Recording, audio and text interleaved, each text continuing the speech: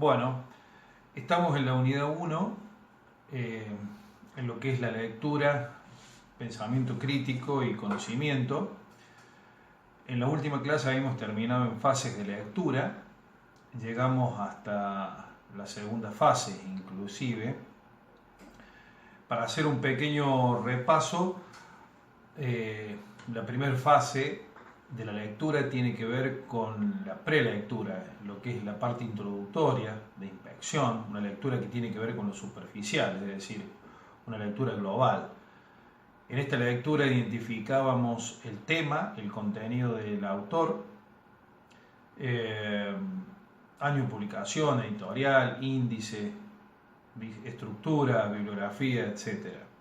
El objetivo de esta lectura era tener entonces una idea global del contenido y cómo abordar ese contenido, es decir, una idea bastante general. En la segunda fase, que es la lectura analítica, habíamos hablado de que esta lectura tenía un análisis estructural del texto, es decir, tratar de aislar cada una de las unidades de lectura y analizarlas, identificarlas y encontrar en cada una de ellas las ideas centrales del texto, ¿no es cierto? Las unidades de lectura hemos visto todas las que eran, por ejemplo, enumeración, secuencia, confrontación, contraste, ampliación de un concepto, enunciación, resolución de un problema, causa-efecto. Y el objetivo fundamental de esta lectura analítica, entonces decíamos que era identificar y comprender el texto, ¿no es cierto? Identificar las ideas centrales y luego la secundaria y comprender el texto. En una tercera fase, que es la que en definitiva todavía no habíamos visto, lo que se ve en esta tercera fase es una lectura crítica, es decir, una lectura reflexiva, razonada. Aquí lo que hay que hacer es una ampliación bien profunda de la lectura y tratamos de identificar básicamente las ideas, los argumentos y encontrar una nueva información respecto de la lectura. Es decir, identificar objetivos que subyacen a los expresados por el autor, encontrar un argumento, valorar ese argumento, valorar las fuentes de información. Y en esta lectura crítica, fundamentalmente tratar de distinguir lo que es el hecho de la opinión.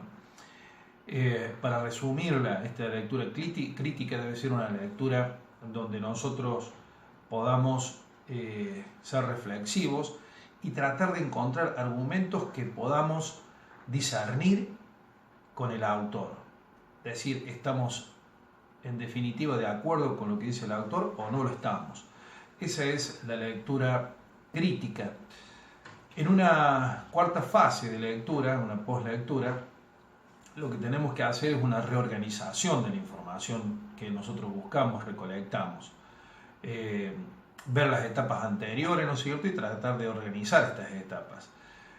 Lo que hacemos acá es lo que se vio en el ingreso, en definitiva, tratar de usar las estrategias de aprendizaje, ¿no es cierto?, principalmente elaborar y organizar la información que tenemos, de tal manera que el objetivo entonces va a ser ordenar esta información para preparar un escrito o una exposición. Entonces, una vez que nosotros hemos reorganizado en esta etapa con las estrategias, podemos cerrar el círculo de la lectura y realmente ver si comprendimos o no lo que hemos leído. Bueno, entonces tenemos en definitiva estas cuatro fases. Repasando estas cuatro fases, para hacer una síntesis, tenemos entonces, recuerden, prelectura, tenemos en la segunda fase lectura analítica, una lectura más profunda, en una tercera fase la lectura crítica y por último en una cuarta fase la postlectura.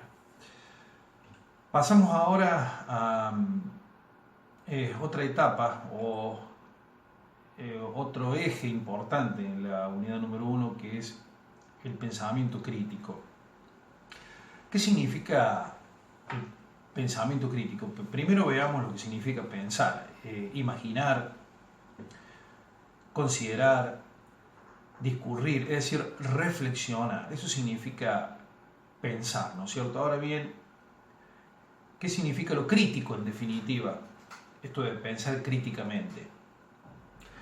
Lo crítico es un examen, un juicio acerca de algo o de alguien.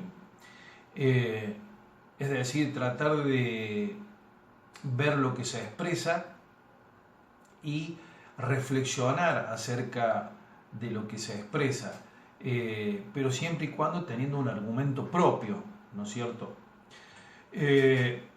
Hay muchas definiciones de pensamiento crítico, ¿no? Según Haskin, es una actitud intelectual que se propone analizar o evaluar la estructura y consistencia de los argumentos. ¿Por qué pensamos críticamente? Porque lo que queremos formarnos, en definitiva, es un argumento, pero no cualquier argumento, un argumento sólido donde nosotros podamos discutir críticamente con alguien, pero basado en justificaciones, en argumentaciones que puedan ser sacadas de una lectura profunda